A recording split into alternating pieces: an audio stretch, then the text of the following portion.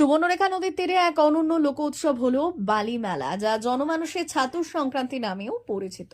ইতিহাসের পাতা ও লোকবিশ্বাসের মিশেলে এই উৎসব প্রধানত পিতৃপুরুষের স্মৃতির উদ্দেশ্যে নিবেদিত।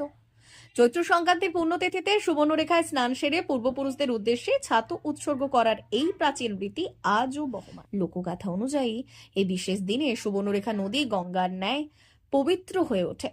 ঝাড়খণ্ড সীমান্ত সংলগ্ন করবনিয়া গ্রাম এই মেলার মূল কেন্দ্র হলেও ভৌগোলিক দূরত্বের কারণে নদীর গতিপথ ধরে দাঁতনের গরদপুর, সোনাকনিয়া, বালিরাংড়ি, বেলমুলা, বারাসতী ও কেশিয়ারি ভসড়াঘাটের মতো একাধিক স্থানে এই মেলা ছড়িয়ে পড়েছে।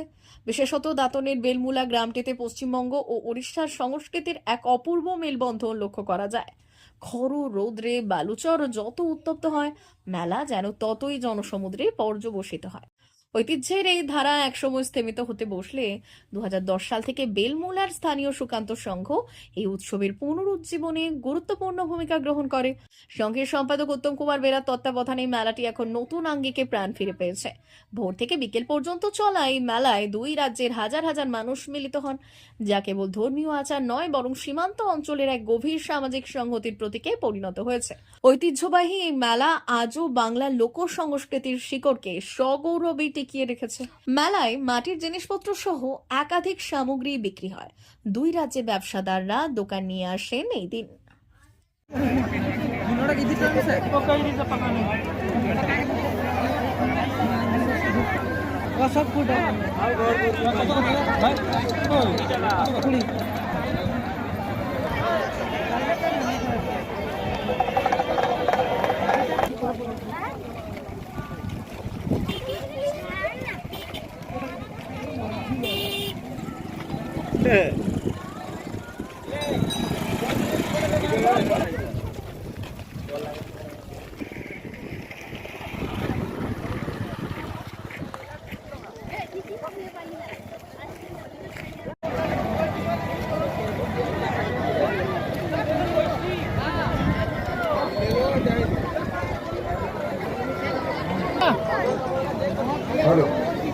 বুজুর সরেন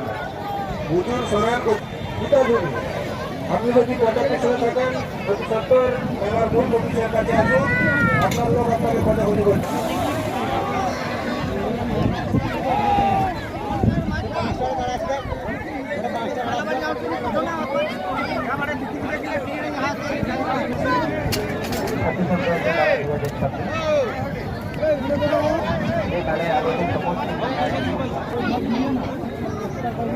রক্ষা করার